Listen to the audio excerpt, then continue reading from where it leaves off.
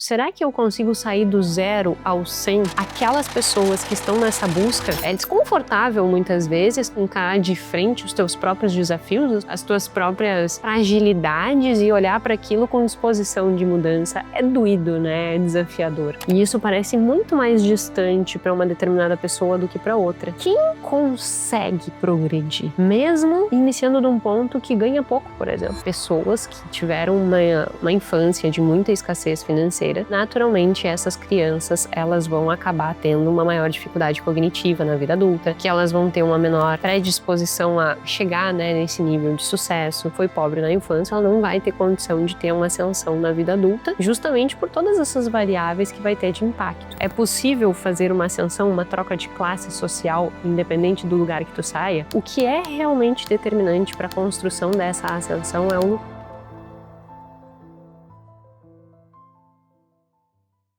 Nós temos a falsa impressão de que para se tornar milionário precisa ter muito dinheiro.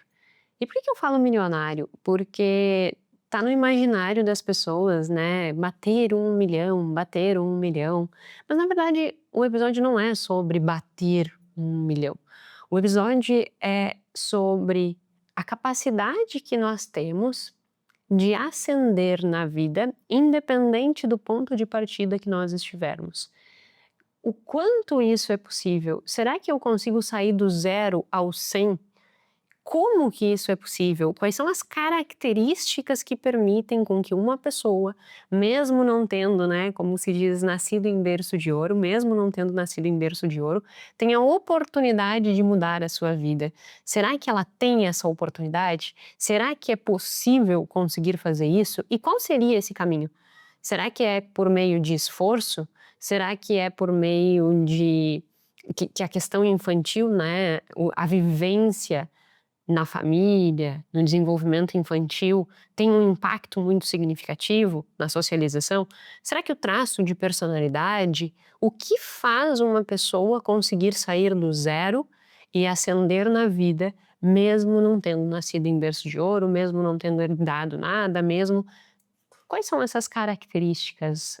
E isso é um assunto que eu acho muito interessante, para primeiro nos dar senso de realidade e segundo para aquelas pessoas que estão nessa busca, elas também têm um direcionamento de para onde eu quero seguir, Porque eu não preciso ter nascido rico, eu não preciso ter nascido em berço de ouro para que eu consiga ter sucesso na minha vida. E quando eu falo sucesso, eu não estou dizendo simplesmente bater 1 milhão, a gente colocou bater 1 milhão no título, assim, na thumb, justamente porque tem esse imaginário que sucesso, então, é bater 1 milhão. Só que sucesso é muito mais do que isso. E é sobre esse muito mais do que isso, e é sobre essa discussão de ascensão que nós construímos o nosso episódio número 126 do podcast Na Mais Que Finanças, em uma data não usual, mas que a partir de agora teremos. Então, antes eu dizia, seja muito bem-vindo no caso, ao episódio 126 do podcast Mais Que Finanças, o podcast em que fala muito mais do que números, fala de comportamento financeiro. Eu sou Jéssica Tâmpara, doutora em Finanças Comportamentais, e toda terça-feira um episódio novo aqui. Só que agora teremos que mudar a nossa forma de abertura, porque não é mais um Jéssica Tâmpara, doutora em Finanças Comportamentais, e toda terça-feira estamos aqui. Toda terça e sexta estaremos aqui. Então teremos aí 2 episódios por semana. O objetivo de ampliar o número de episódios é justamente fazer com que a gente consiga alcançar cada vez mais pessoas. Eu recebi uma mensagem no meu Instagram, numa caixinha do Instagram, que me deixou muito emocionada, e é muito sobre o que nós vamos discutir hoje no episódio, a caixinha era a seguinte: era uma pessoa que estava contando que ela é vendedora ambulante e que desde que começou a me seguir já deixou de lado o cartão de crédito, já deixou de lado as dívidas, está conseguindo ter ali uma vida dentro da condição que ela tem, já está começando a pensar na sua reserva. E sério, isso para mim é um negócio muito gratificante, porque o conteúdo que eu ofereço aqui, o conteúdo que eu ofereço lá no Instagram, não é um conteúdo que a gente chama topo de funil, que todas as pessoas vão ter interesse em escutar. Porque primeiro dói, é desconfortável, A gente discutiu isso no último episódio. É desconfortável muitas vezes tu te bater de frente, encarar de frente os teus próprios desafios, os teus próprios, as tuas próprias fragilidades e olhar para aquilo com disposição de mudança. É doído, né? É desafiador. Então o meu conteúdo ele provoca esses desafios. Muitas pessoas vão olhar e vão dizer assim: "Guria chata, deixa pra lá". Tem uma outra pessoa que me manda aí colocou nos comentários aqui, né, no podcast dizendo assim, "Nossa, no início eu não conseguia te escutar, mas eu me dei conta o porquê que eu não conseguia te escutar, porque cada vez que eu te escutava era um tapa na minha cara, é como se eu conseguisse identificar ali os próprios erros que eu estava cometendo, e eu não estava disposta naquele momento a encarar este desafio de encarar de frente esses meus próprios monstros. No momento que eu me dei conta que isso era o que me incomodava, comecei a dar um passinho por cada vez, eu nunca mais deixei de te escutar. Então é sobre isso, sabe? É sobre essa possibilidade de mudança. Seja você uma pessoa que não quer me escutar porque você escuta e te coloca de frente aos teus monstros, ou seja você, que nem esse exemplo desse ambulante, que me diz que está conseguindo mudar de vida perante os meus conteúdos. Isso é muito gratificante. E isso evidencia que o tema exato desse podcast, né, essa possibilidade de ascensão, ela existe. Não é para todos, porque nem todos vão estar dispostos a isso, mas ela existe. E a gente tem que entender essa via, né, dessa existência. E principalmente esse exemplo do ambulante me tocou muito, assim, porque como eu estava dizendo, é um conteúdo que não é qualquer pessoa que vai se disponibilizar a escutar.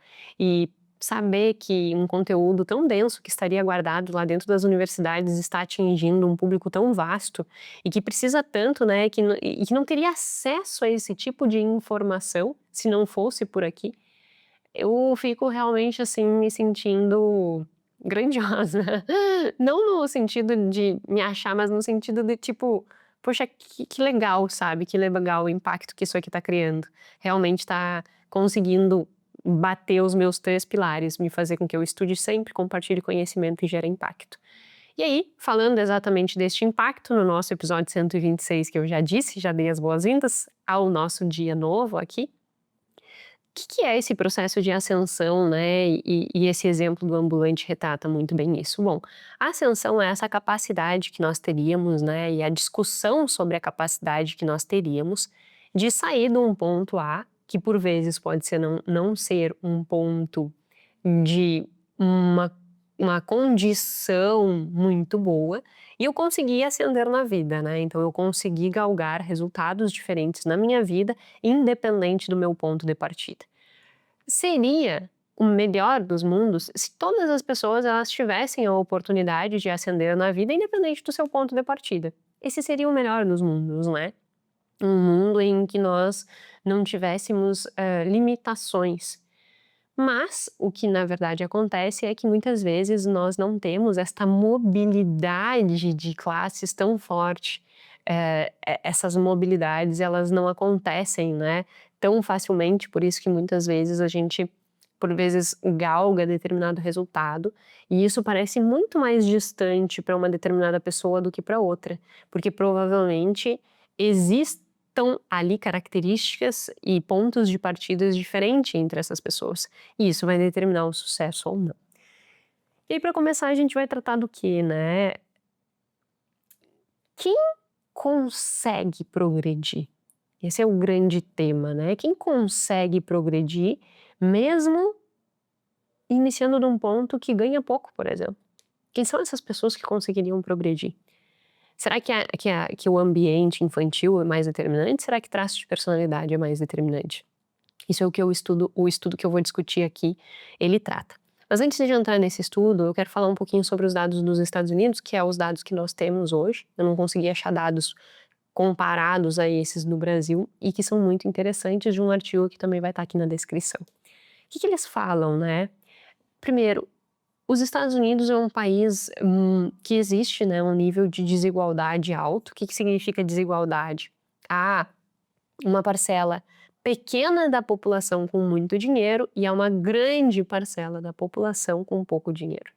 Então isso é um nível de desigualdade. Quando nós olhamos do ponto de vista de saúde mental, quando nós olhamos do ponto de vista de satisfação global de vida, nós entendemos que essa desigualdade ela tem um impacto bem significativo, tanto é que existem estudos apontando que um simples irmão, digamos assim, pega 2 crianças de uma mesma família, se uma dessas crianças tem uma percepção socioeconômica menor do que o outro irmão, frente aos seus amiguinhos, então digamos que eu tenho uma percepção de que a minha família é rica e o meu irmão tem uma percepção que a nossa família é pobre, que o simples fato de ter esta percepção subjetiva de riqueza, né, de status socioeconômicos, vai ter determinantes importantes na fase adulta, tais como as crianças que percebem o seu status socioeconômicos menor frente aos seus pares, elas vão ter maior risco de uso de drogas. Eu já comentei esse artigo aqui outras vezes.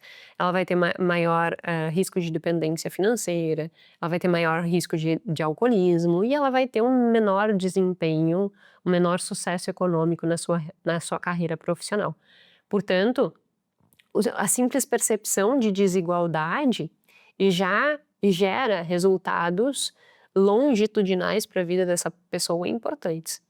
Então, a desigualdade ela é algo que nós devemos nos preocupar, embora esforços precisam ser muito fortemente empregados para acabar com a pobreza, né? Porque isso realmente traz um dano absurdo.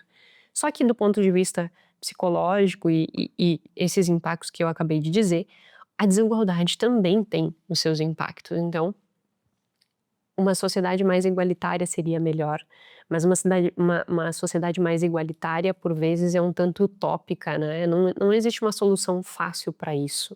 De todo modo, independente, né, dessa desigualdade, é importante nós olharmos para esta desigualdade e entendermos o que nos cabe. Acho que isso é uma coisa que é muito interessante, que é o desenvolvimento do locus de controle interno.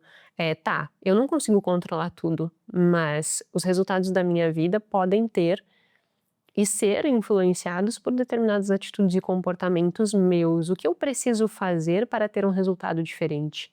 Então esse desenvolvimento desse locus de controle interno é muito relevante para que tu tenha possibilidade de ascensão. E aí a gente entra então para esses dados dos Estados Unidos. O que aconteceu nos Estados Unidos, né? Os Estados Unidos, eles fazem essa avaliação de desigualdade e, além da desigualdade, essa construção do quanto seria possível uma ascensão. E olha que interessante esses dados. Então, eles entendem, né, que quando questionado para as pessoas, assim, tu acha que é possível fazer uma ascensão, uma troca de classe social, independente do lugar que tu saia? E os americanos dizem que 71% dos americanos acreditam que sim, que essa ascensão é possível. Quando essa mesma pergunta é feita para os europeus, eles dizem que apenas 40% diz que essa ascensão ela é possível. Portanto, os americanos eles acreditam muito mais nessa ascensão do que os europeus. Por quê? Porque nos Estados Unidos tem muito esse senso da crença do sonho americano, né? Do merecimento, de que se tu te esforçar, de tu te empenhar, qualquer um tem chance de crescer. Então os americanos têm esse olhar. Tanto é que a desigualdade nos Estados Unidos, para as pessoas que lá vivem, elas têm uma percepção menos impactante da desigualdade do que em outros países. Porque existe essa crença de que qualquer pessoa chega lá. Mas qual é o resultado efetivo? E é isso que é muito interessante nesse estudo que eles desenvolveram. A estimativa, né, dos americanos, e aí quando eles estimam, né, qual é a possibilidade de crescer de um grau para o outro, eles dizem que essa ascensão de um grau menor para um grau mediano seria em torno de 43%. Isso é o que a crença diz. Mas e o real? O que acontece? 30%. 30% dos americanos sai do grau 1 e consegue alcançar o grau médio. Na Europa, esse número vai para 37% de pessoas que saem do grau 0 e vão para o miolo ali, né? Que conseguem ter essa ascensão. E aí entra a questão, né? 30% é pouco, a gente poderia achar que sim, mas significa que é possível. Para que nós possamos discutir esse ponto, o que faz, né, esse grupo seleto de pessoas, 30% conseguir essa ascensão, nós vamos a um estudo realizado na Suécia, Suécia e Suíça, eu sempre acho difícil, Suécia ou Suíça? É Suécia, não é Suíça. Eu sempre faço essa troca. Um estudo na Suécia com 5.230 pessoas, para que eles obviamente tinham, né, como objetivo, obviamente não, né, mas eles tinham como objetivo entender o que que fazia uma pessoa sair do zero e crescer na vida, né. Quais teria características que levariam a isso, o que que impactaria mais, traço de personalidade ou o que nós todos temos como também uma crença muito forte de que o lugar que nós viemos, né, na nossa infância é determinante para que a gente consiga uma ascensão ou não. E aí eles fizeram esse estudo, um estudo muito interessante, que partiu desde uma revisão até o estudo em si. E dentro dessa revisão, o que eles avaliam, né, é que parte-se de uma hipótese tradicional de que o que é realmente determinante para a construção dessa ascensão é o lugar em que tu vive. E obviamente existem diversos estudos que conseguem comprovar o impacto da socialização que tu teve na infância com o teu resultado de sucesso ou não na vida adulta. E aí um ponto interessante, né, como que eles avaliam o sucesso? Eles utilizaram três caracterizações, né, três abordagens de sucesso: realização educacional, renda anual e satisfação com a vida. Então esses foram os 3 indicadores de sucesso. Eu acho muito interessante, né, porque às vezes a gente acha que sucesso é só a renda, mas por vezes eu posso ter renda e achar que a minha vida é horrível. Naquela escada de 0, onde existe 0 uma pior vida e 10 a melhor vida possível, eu tô no 2, mas eu tenho uma boa renda. Então na realidade é interessante olhar o sucesso não só sobre o ponto de vista de renda, mas o sucesso como um todo. Esses dias eu fui num podcast e me perguntaram isso, que sucesso, né, essa construção do sucesso, que é realmente ter muito dinheiro, e eu disse: "Não necessariamente". Existem muitas pessoas que porventura podem ter muito dinheiro e que elas não julgam ter sucesso. E pode ter tantas outras que não têm uma fortuna guardada, mas que elas julgam que elas atingiram o sucesso, né. Então o sucesso é uma coisa muito relativa. Eu acho que o erro que por vezes nós incorremos ao atribuir o que que é sucesso, é justamente olhar para o sucesso só como renda. Bom, se tu tem dinheiro, tu é uma pessoa de sucesso. E como se tu fosse uma pessoa melhor, né, por ter conseguido aquilo. Quando na verdade nós podemos encontrar pessoas extremamente sábias, que não teriam uma ascensão financeira tão grande por N motivos, mas não por falta de sabedoria. Então, é tênue essa diferença, porque é difícil nós termos um conceito pragmático do que é sucesso. Eu acho que entra muito mais numa discussão filosófica do que propriamente nós termos a capacidade de ter um conceito formal de sucesso, já que sucesso para mim pode ser diferente do que é sucesso para ti, né. E aí isso eu achei interessante nesse estudo, que eles não abordaram o sucesso só pela ótica de renda, mas também de satisfação de vida e também de sucesso educacional. Então eu acho que isso foi uma sacada interessante do artigo. E eles partem do pressuposto básico que todos nós temos essa compreensão e que vários estudos apontam, que é, a depender do teu ponto de partida, né, ou seja, a depender das tuas origens, isso vai determinar se tu tem capacidade de ter sucesso ou não. Por que que isso é interessante e isso é disseminado? Tem aqui já artigos não, né, podcast, eu tô acostumada com artigo na cabeça.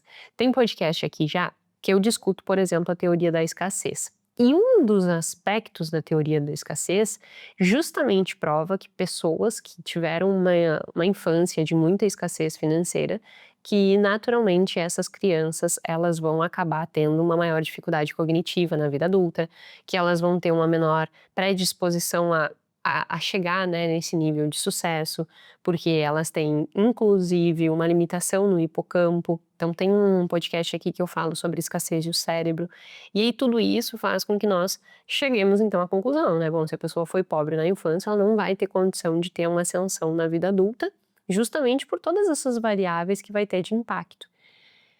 E isso é comprovado, existem várias evidências que nos provam que sim, que realmente isso gera um impacto. Então, a gente não pode simplesmente negligenciar que as tuas origens, elas também têm uma grande influência na construção do teu sucesso. Só que isso é um fator determinante? Bom, eu saí de lá, da minha infância, na minha condição, pobre, com uma condição muito escassa, então eu não tenho chance de ascender, né, eu não tenho chance de chegar no 1.000.000, né, por exemplo. E o que os estudos mostram é que carimbar um um carimbo de "você é incapaz", isso é muito errado. Por quê? Não é simplesmente o ambiente ali de escassez da infância que vai determinar o teu resultado na tua vida, né, mas é um amontoado de variáveis que vai gerar esse impacto. Então, que amontoado de variáveis é esse que pode alterar esse caminho, mesmo que tu tenha passado uma infância desafiadora? É isso que esse artigo discute, né.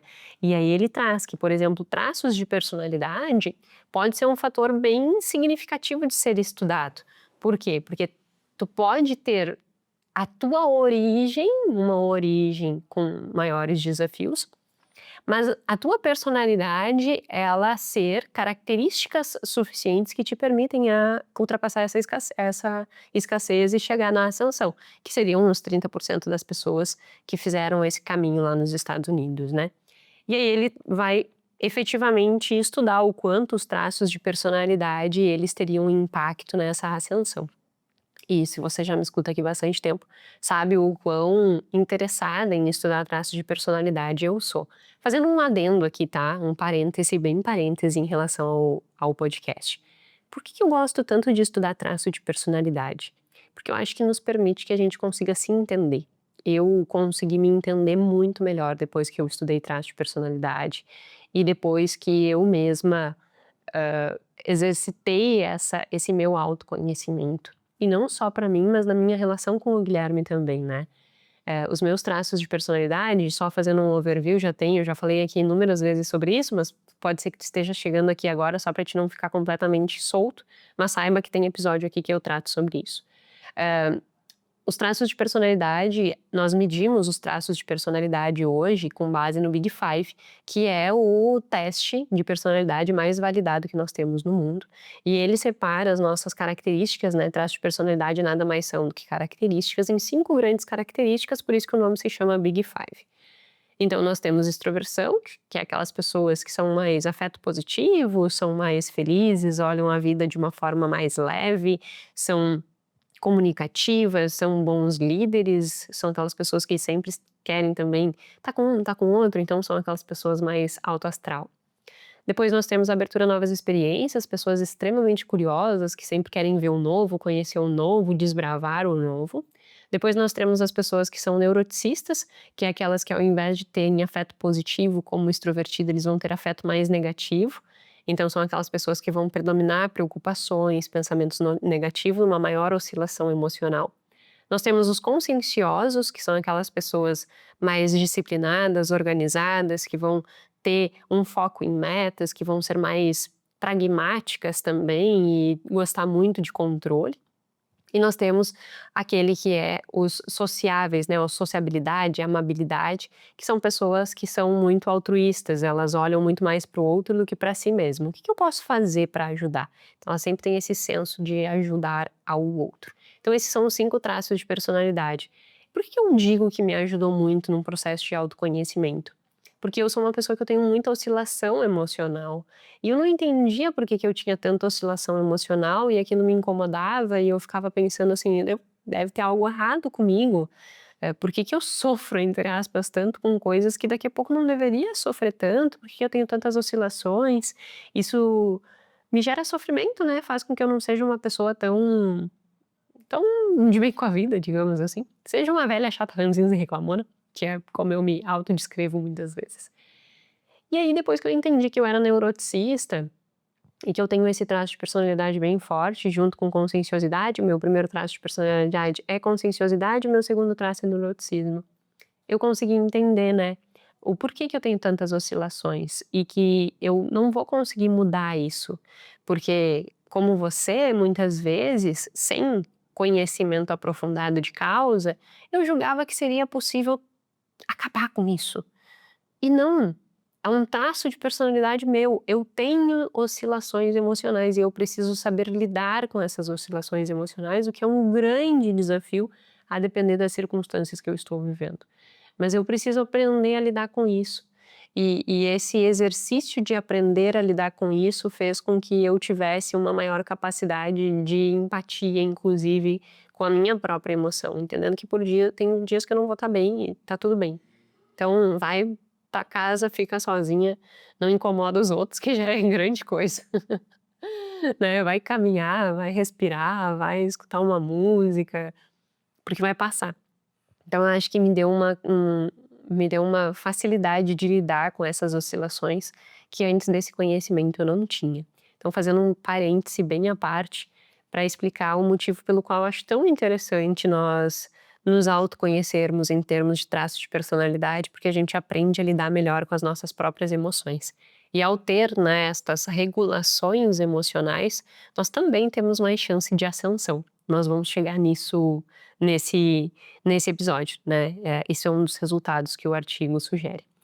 Então, voltando, né, terminando o meu parêntese, voltando à discussão de traço de personalidade e essa relação, o artigo então ele busca fazer essa diferenciação, o que que seria mais importante, o traço de personalidade ou o status socioeconômico vivido na infância, que é da onde tu veio, a tua origem.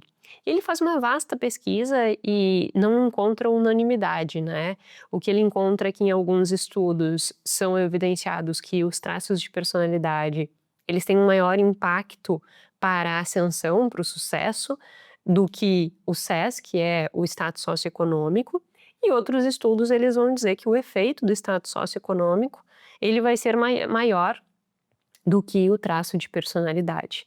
E aí, então há essa, né, esse conflito que a depender da amostra, determinada amostra vai mostrar traço de personalidade como um fator mais determinante do sucesso e, uma outra determinada amostra vai mostrar que né, a amostra vai mostrar é ótimo, vai mostrar que daqui a pouco o status socioeconômico na infância teria como um resultado maior no sucesso. E aí o estudo se questiona, tá, mas e daí? Qual será que é efetivamente o mais importante? Será que status socioeconômico é o mais importante ou será que traço de personalidade é mais determinante? Quem é esse grupo seleto de pessoas, 30% que consegue essa ascensão nos Estados Unidos?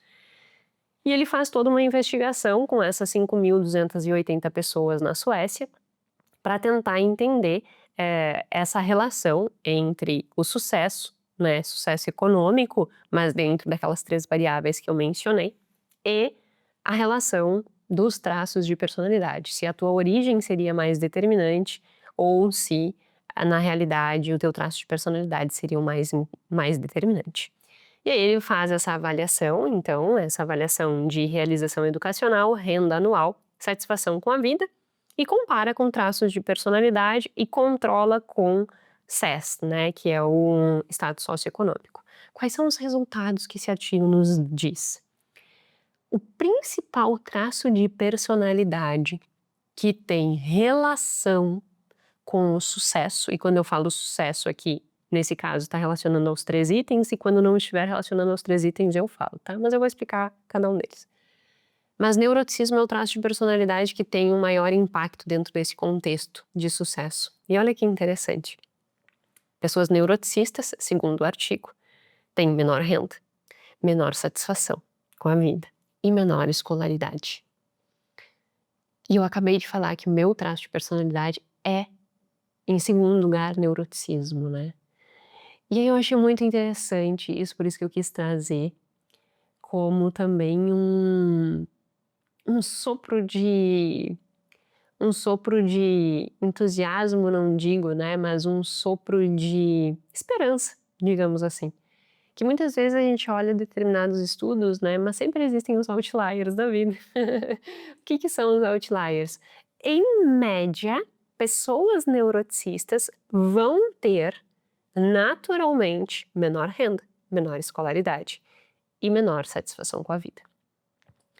Se eu tentar fazer uma avaliação de mim nessa construção, e renda é uma coisa que, na média do brasileiro, eu tenho, digamos, sucesso, digamos assim, né?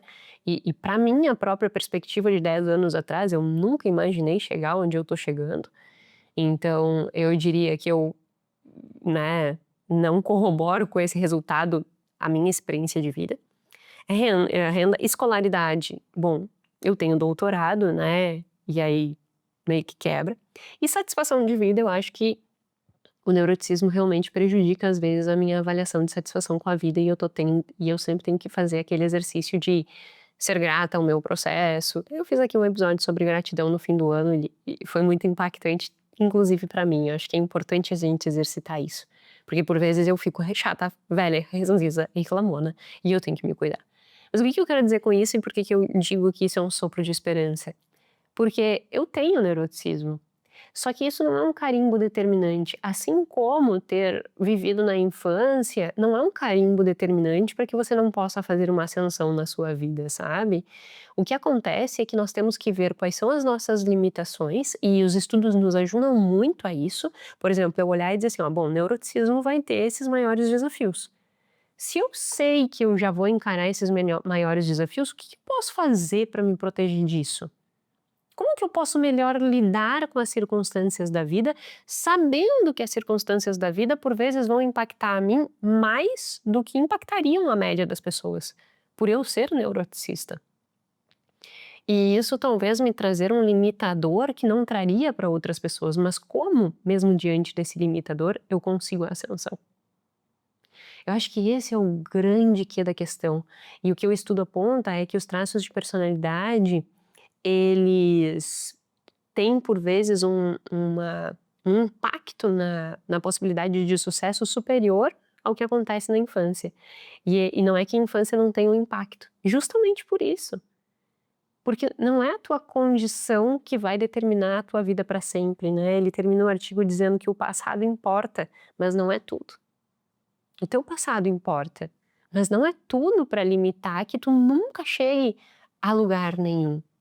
Só que para que tu consiga chegar neste lugar, né, e ultrapassar estes limitadores naturais que existam, talvez você vai precisar empregar mais esforço do que outras pessoas precisariam empregar. Nós falamos sobre isso no episódio passado. Talvez você tenha que colocar um esforço superior. Talvez para você seja mais desafiador, mas não é impossível. Não é impossível. Porque o que ele diz aqui é que sim, os neuroticistas eles vão ter menor renda, menor satisfação com a vida e menor escolaridade. Mas isso é na média. Não vamos viver e nos colocar dentro de uma caixinha, fazendo com que a gente não possa romper essa caixinha. Mas vamos entender que o que o estudo nos está mostrando é que, sim, vai ser mais desafiador, mas vamos encarar esse desafio como uma oportunidade de ascensão e não como paralisador. Porque isso vai fazer com que a gente normalize o desconforto e isso vai fazer com que a gente consiga, inclusive, se desenvolver melhor, ter mais motivação para o progresso, do que se nós não tivéssemos o entendimento de que isso pode sim gerar alguns desafios superiores se comparado a outra pessoa. E que outra pessoa seria essa, né? Quais são as pessoas, quais são os traços de personalidade que teriam uma maior facilidade a esse sucesso? O primeiro deles é a extroversão, dentro desse estudo, e eu já vou comentar também um resultado que foi inusitado dentro desse estudo, e que outros estudos apontam outro resultado. Extroversão é as pessoas que vão naturalmente apresentar mais satisfação com a vida e vão apresentar mais renda. E isso é unânime em quase todos os estudos. Pessoas extrovertidas, elas têm maior sucesso, tanto profissional quanto sucesso na vida como um todo, assim. Por quê? Porque é aquela pessoa faceira, é aquela pessoa que quando a gente estuda se o dinheiro impacta, né, na felicidade ou não, vai tirar o melhor proveito do dinheiro. Por quê? Porque ela não é uma pessoa chata, ranzinhos e reclamona. Ela é uma pessoa faceira, ela é uma pessoa que diante dos desafios da vida, ela vai olhar e dizer assim: "Ok, existe esse desafio, mas vamos lá, vamos encarar, fazer o que precisa ser feito e vai dar certo". É uma pessoa naturalmente mais feliz, né, é uma pessoa naturalmente mais desenrolada, assim, com os problemas. O que, por outro lado, quando se fala de dinheiro, tende a fazer com que ela também seja uma pessoa um tantinho mais gastadora, porque ela assim, entusiasmada, então ela estando muito eufórica, ela também quer gastar. Então tem essa limitação extrovertido. Mas o que nos mostram e esse estudo corrobora, que as pessoas que têm extroversão, elas então têm maior satisfação de vida e maior renda. Abertura a novas experiências mostra que as pessoas com abertura a novas experiências, elas vão ter mais escolaridade e mais renda, e que, se comparado, né, a personalidade com o status socioeconômico da infância, que a personalidade, principalmente a alta extroversão e baixo neuroticismo, vão ser determinantes para aumento de renda e satisfação global de vida. E o status socioeconômicos, ou seja, o teu o teu ponto de partida na tua infância, ele vai ser mais determinante para a tua realização educacional. Então é isso que eles apontam de diferente, assim, quando a gente olha para o construto sucesso, tem algumas coisas que terão os traços de personalidade como mais determinante e terão alguns outros elementos que terão o status socioeconômicos como determinante, né. Qual é o resultado controverso que esse estudo ele indica? Que conscienciosidade é um traço que não mostrou muita relevância significativa dentro da construção de sucesso. E por que é controverso? Porque vários outros estudos apontam, que ter conscienciosidade alta é um fator que tem correlação positiva com sucesso. Ou seja, quanto maior a conscienciosidade, melhor o meu resultado, tanto de renda, posição, né, profissional e todas essas coisas que a gente poderia caracterizar como sucesso. Por que é controverso? Porque quando a gente pensa numa pessoa conscienciosa, né, nós vamos pensar numa pessoa que vai ser disciplinada, vai ser organizada, vai ser. Então, é meio que natural que ela consiga galgar resultados, porque ela também tem uma maior predisposição a encarar desafios. É como se ela fosse uma pessoa, falando muito didaticamente, né, e não tendo o pudor científico, é uma pessoa que tem casca, sabe. O consciencioso ele vai ter mais casca, ele vai estar mais disposto ao esforço, ele vai se desafiar sem tanto sofrimento, assim. Então, o consciencioso ele tem um pouco essa característica de encarar a vida como ela é e não ficar com milindres, assim, tem que fazer, bora fazer, vai doer, bora doer e tá tudo certo, a gente tem um objetivo a bater e a gente vai fazer o que precisa para bater aquele objetivo. Por isso que o próprio artigo ele sinaliza que é uma controvérsia, né, é um resultado que não tem tantos outros estudos científicos não corroboram este resultado, então que teria que ter ali talvez uma limitação na forma com que foi coletada. De todo modo, o que a gente tira de conclusão desse estudo específico? Quem veio, né, de uma infância, ou seja, de um estado socioeconômico de muita limitação, não é isso que vai determinar que definitivamente essa pessoa não consiga ascender na vida. Que se ela tiver traços de personalidade, baixo neuroticismo, alta extroversão e tantos outros estudos também apontando conscienciosidade, não esse, mas tantos outros, que ela terá uma probabilidade maior de ter esse sucesso. Mas Jéssica, assim como eu sou neuroticista, o que acontece? Bom, aí tem um outro ponto discutido nesse artigo e em tantos outros. O sucesso, ele também vai ser fruto da capacidade que tu tem, eu estava escorada assim do ladinho, né. O sucesso ele também vai ser fruto da capacidade que tu tem de regular as tuas emoções. Se você é neuroticista, você entende que é neuroticista, você entende que tem oscilação emocional, e você, cada vez que tem oscilação emocional, você percebe esta oscilação, e você busca regular esta emoção para não deixar que essa emoção impacte no seu processo de tomada de decisão, se você conseguir fazer isto com sabedoria, e é óbvio que isso não é uma coisa que acontece de um dia para noite, isso é um treinamento, tipo, tô estressada, tô ansiosa, tô nervosa, tô fora de mim. Respira, não pira, vai caminhar, vai fazer alguma coisa e depois tu volta para tomar essa decisão. Então, essa capacidade, né, de lidar frente aos desafios da vida, quando a gente desenvolve essa capacidade mesmo sendo neuroticista, isso é extremamente protetivo para alcançar o que seria o sucesso.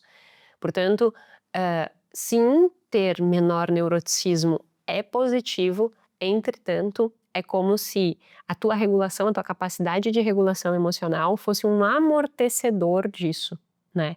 Ao ter essa capacidade de regulação emocional, tu minimiza o impacto negativo que o neuroticismo tem diante da tua possibilidade de alcançar sucesso. Então é como se ele realmente fosse esse amortecedor, tu não a regulação emocional. E isso é muito importante. Então o que fica aqui de sugestão para aqueles que são neuroticistas, é trabalharem esse ponto, é entenderem que por vezes realmente vão acontecer coisas que não estão diretamente no teu controle, que vão fazer com que tu tenha uma oscilação emocional, mas tu vai ter que regular essa emoção, seja fazendo uma respiração diafragmática, sendo fazendo uma caminhada, conversando com alguém que tu confia, correndo, fazendo um exercício físico, uma academia, sei lá. Tu tem que achar o que que seria a a tua fuga, sabe? Qual seria e aí quando eu falo fuga, não é fuga no mau sentido, é o teu regulador emocional, só que um regulador emocional positivo. O grande problema que nós temos como seres humanos, é que muitas vezes ao buscar esta regulação emocional, nós não fazemos regulações emocionais funcionais. Então o neuroticismo, por exemplo, ele é super comum que ele busque regular as suas emoções, não com uma corrida, com uma respiração diafragmática, falando e conversando com alguém que ele tem essa liberdade, né. Como que ele faz? Comprando, gastando, usando cartão de crédito, se endividando. Aí é óbvio que eu vou distanciar da minha possibilidade de ter sucesso, porque eu estou construindo a base que impede alcançar esse sucesso, né. Então, é como se eu estivesse ali impossibilitando o sucesso, porque na realidade quando eu fico mais triste para baixo, eu vou lá e compro. E comprar prejudica a minha situação financeira. E prejudicando a minha situação financeira, eu prejudico a minha capacidade atencional. Prejudicando a minha capacidade atencional, eu prejudico a minha capacidade de desenvolver-me profissionalmente e alcançar bons resultados. E isso vira um ciclo vicioso. Cada vez que eu me sinto mal, eu quero comprar para regular a minha emoção e esse ciclo não acaba nunca, né. Portanto, a gente tem que ter muito cuidado. Sempre os nossos comportamentos, eles vão ter uma função na nossa vida. Qual é a função que o comprar tem na tua vida? Será que tu tá usando o comprar como regulador emocional e você é neuroticista?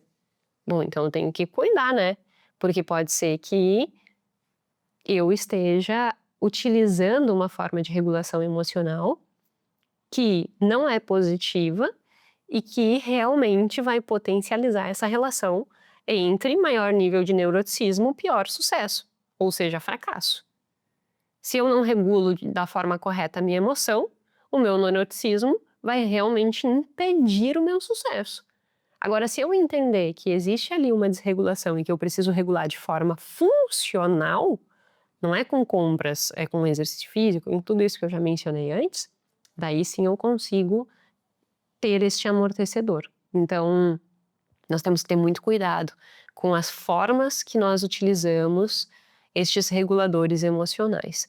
De todo modo, o que o artigo conclui é exatamente isso, né, que o passado ele é importante, mas ele não é tudo, justamente porque traços de personalidade podem ter um impacto bem grande nesse processo de ascensão. E aí tem outros tantos estudos que vão discutir outras variáveis que permitem esta ascensão. E uma das variáveis que eu acho que é muito interessante nós olharmos é tolerância ao risco, que é uma característica discutida por vários outros artigos, né. Pessoas que têm ascensão na vida têm uma maior predisposição a assumir risco. Mas por que que as pessoas que têm essa capacidade de ascensão, elas precisam assumir risco? Porque o risco, e o risco calculado, e não o risco de ruína, ele te tira completamente da zona de conforto. Ele faz com que tu, te coloque numa situação de desafios. O risco é isso. Por vezes as pessoas acham que risco é só ligado ao dinheiro, né, e é tipo: "Ah, eu tenho maior tolerância ao risco, significa que eu sou mais predisposto a assumir uma dívida gigantesca para que eu dê um tiro no escuro e tente ter um resultado positivo com o meu empreendimento", digamos assim. E não é só isso, né. Tu ter uma tolerância ao risco é o quanto tu tolera de instabilidade de saber o que vai acontecer no teu futuro. Se tu tolera, né, essa falta de certeza, digamos assim, isso é uma característica bem desafiadora, porque tradicionalmente nós caímos no que o Kahneman chama de efeito certeza. Tradicionalmente nós vamos predominar o nosso processo de tomada de decisão naquilo que é o certo, e não naquilo que é o incerto. E correr risco é o incerto. Só que se nós tivermos a capacidade de aceitar este nível de risco, nós temos a chance de ascender mais na vida. Por quê? Porque o certo, na maior parte das vezes, tu já sabe aquilo ali o que que é, né, e não tem uma mega ascensão nesse certo. Agora o incerto pode ser que dê uma reviravolta na tua vida. Só que daí qual é o ponto aqui? O ponto aqui, e que faz com que as pessoas tenham uma ascensão, é: que tipo de risco eu vou aceitar? Muitos justificam, né, aceitar níveis de risco sobre eu ia dizer sobre-humano, mas não é sobre-humano, mas são riscos muito superiores ao que seriam riscos aceitáveis. O que que é um risco muito superior ao que seria um risco aceitável? São riscos que te colocam em risco de ruína. O Nassim Taleb fala muito sobre isso, acho que até aqui. Aqui eu tô na sala do guia hoje, né. Eu acho que por aqui tem o livro do Nassim Taleb, Arriscando a Própria Pele. E ele diz o seguinte, que tu deve correr risco, né, essa tua capacidade de aceitar risco, ela é muito desejável. Só que tu tem que aceitar um risco que, se der errado, não te coloque em risco de ruína. E o Kahneman, ele sugere que nesses processos de tomada de decisão, um mecanismo para que a gente possa melhorar esse processo de tomada de decisão é que nós, utilizemos o que ele chama de ferramenta pré-mortem, o pré-mortem. Que o que que significa isso? Se der errado, o que que acontece? É fazer essa pergunta, sabe, que junta muito com o que o Nassim Taleb fala. Se der errado, o que que acontece? Se a tua resposta for: "Se der errado, o que que acontece? Eu tô falido e não tenho mais outro caminho", bom, então tu tá assumindo um risco desproporcional, e não é esse o caminho. Agora se tu disser assim: "Ó, se der certo eu perco o mindinho", dando um exemplo, né, muito aleatório. Se der errado eu perco o mindinho, bom, ainda sobra 4 dedos, então tá bom. Claro que eu tô brincando com esse exemplo, né, não foi nada, não fui infeliz no meu exemplo, ma mas deu pra entender que não vai acabar com a minha vida. Embora cause um certo nível de desconforto, mas não vai acabar com a minha vida. Agora se não, perco a mão inteira, aí a resposta é não, sabe. Então é esse discernimento que nós temos que ter quando nós vamos nos predispor a assumir determinados níveis de risco. E quando eu falo em assumir risco, não é necessariamente: "Meu Deus, agora eu tenho que abrir uma empresa, fazer não sei o quê, não sei o quê, não sei o quê, não sei o quê". Não, é tu ter a disposição de assumir pequenos riscos diários. Se tu trabalha no teu trabalho, qual é um pequeno risco? Desenvolver alguma coisa nova, alguma solução. Não seja um robô atrás do computador cumprindo as tarefas que te mandam. Olha de forma sistemática para a empresa e pensa assim: "O que eu posso desenvolver de melhor aqui?". É um risco que tu vai estar correndo. Por quê? Porque tu vai estar desenvolvendo algo novo e vai estar apresentando algo que tem um risco de te olharem e dizer: "Isso aqui não presta".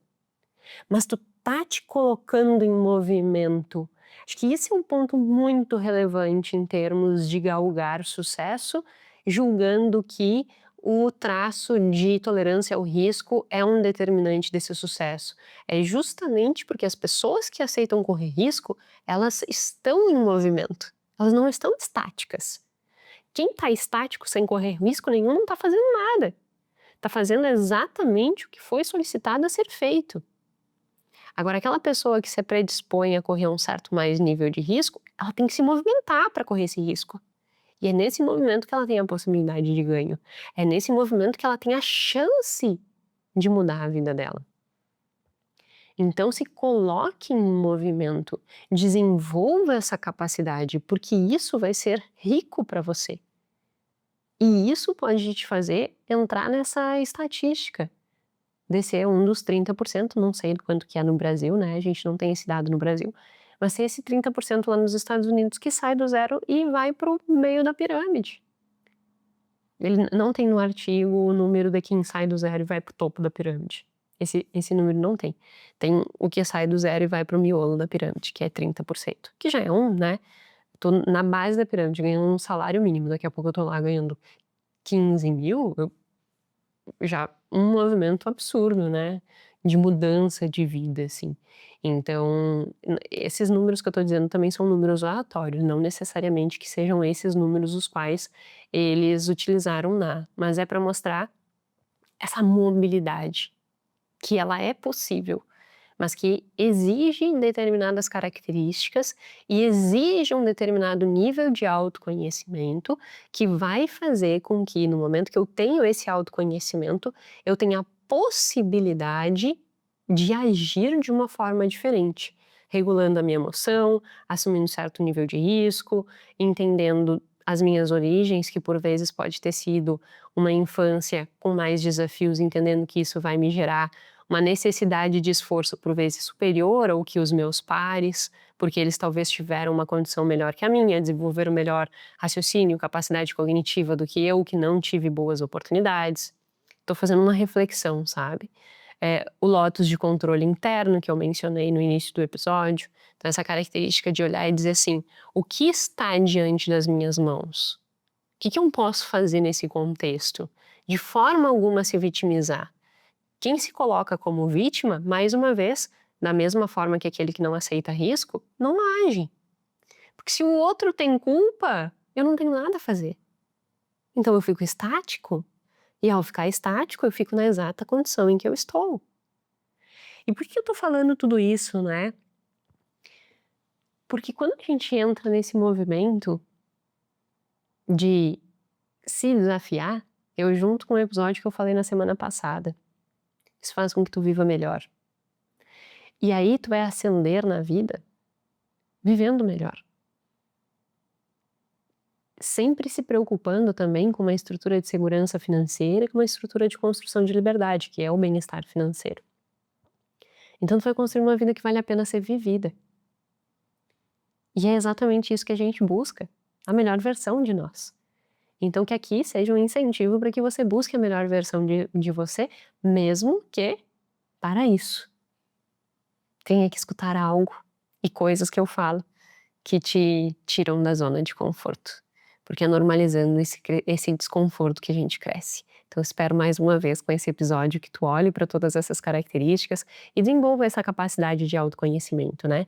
Na formação em finanças comportamentais, que é o meu curso de finanças comportamentais, curso completo, eu discuto muito e tem um módulo 7 que tem 23 aulas no módulo 7, todo mundo diz, né, que meu Deus, só o módulo 7 é um curso, e é realmente que ele é desenvolvido para que tu tenha a capacidade de ir pegando cada um dos instrumentos que eu dou lá, das ferramentas que eu dou lá, e que tu possa ir fazendo os testes que eu disponibilizo lá e se autoconhecendo, desde traços de personalidade, tolerância ao risco, lotus de controle, autocontrole, que não é uma característica que eu mencionei aqui no podcast, mas é uma característica muito importante para essa construção de ascensão.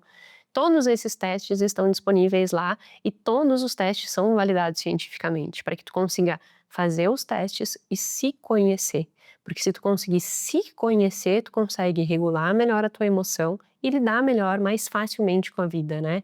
Encarando ela de uma forma diferente e conseguindo, né, caminhar na direção de uma vida melhor, que eu acho que é isso tudo que aqui eu tento trabalhar e que eu acho que todos que me escutam têm essa percepção. Então, se você quiser conhecer um pouquinho mais sobre a formação em finanças comportamentais, tem na descrição também o primeiro link, é sobre a formação, te convido a fazer isso. Enfim, meu muito obrigada, espero que você tenha gostado de termos aí 2 episódios na semana, né, então hoje sexta-feira, primeira vez que nós estamos tendo um episódio na sexta-feira, e a partir de agora está aí a novidade lançada toda terça e sexta, um episódio do podcast Mais que Finanças sendo liberado. Se esse conteúdo aqui te ajudou, fez com que tu refletisse, fez com que tu analisasse a sua própria vida e achou que você teve, né, benefícios com isso, te convido a compartilhar com outras pessoas. Vamos fazendo com que essa rede de autoconhecimento, de sabendo que o desafio ele precisa ser encarado e que isso faz com que a gente se torne uma pessoa melhor, que a gente consiga ir disseminando isso cada vez para mais pessoas e impactando mais pessoas. Quando eu iniciei o podcast falando desse ambulante que me mandou uma mensagem, que eu fiquei tão feliz com isso, assim, me tocou muito essa mensagem, né? Que esse conteúdo possa ajudar outras pessoas, que nem ele, que nem tantas outras, que nem você, tá certo? Então, muito obrigada e até a semana que vem.